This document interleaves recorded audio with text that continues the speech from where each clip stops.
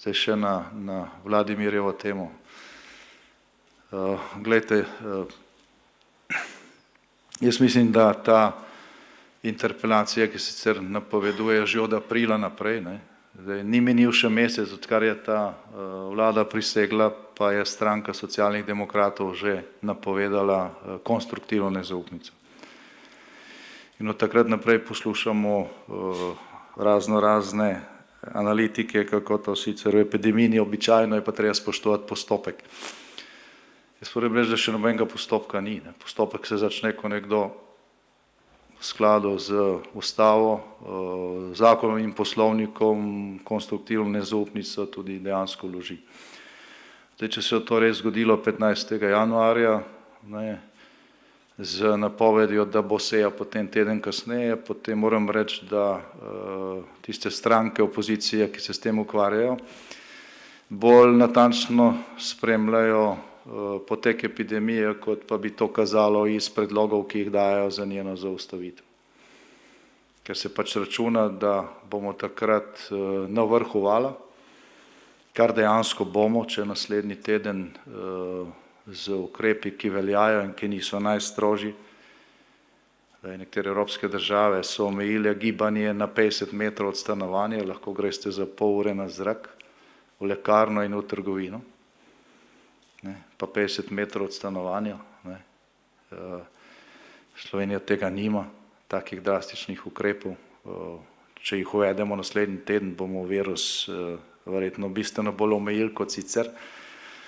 Samo dvomim, da to kot družba enostavno prenesemo brez konflikta in zato vlada še vedno računa, da bomo to naredili z tem, da se strezni še tista manjšina, ki se mogoče doslej ni.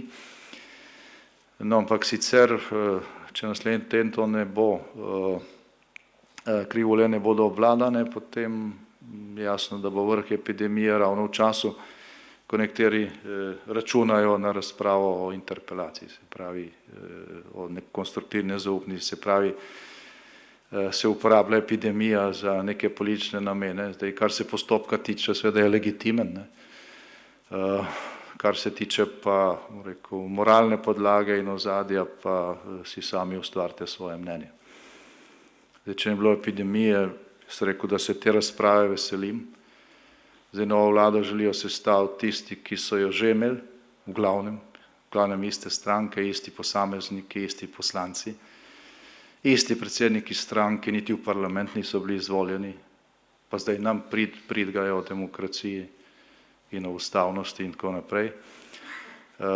Zelo zanimivo je to, da pravijo, da bodo zdaj v preostanku mandata v letu in pol naredili vse tisto v času epidemije, kar na začetku mandata, ko so bili isti ljudje v vladi, niso uspeli narediti v letu in pol brez epidemije.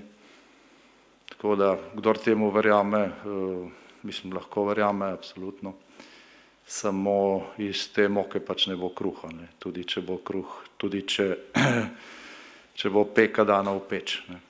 Da jaz moram reči, da se mi trudimo, da nas to čim manj obremenjuje.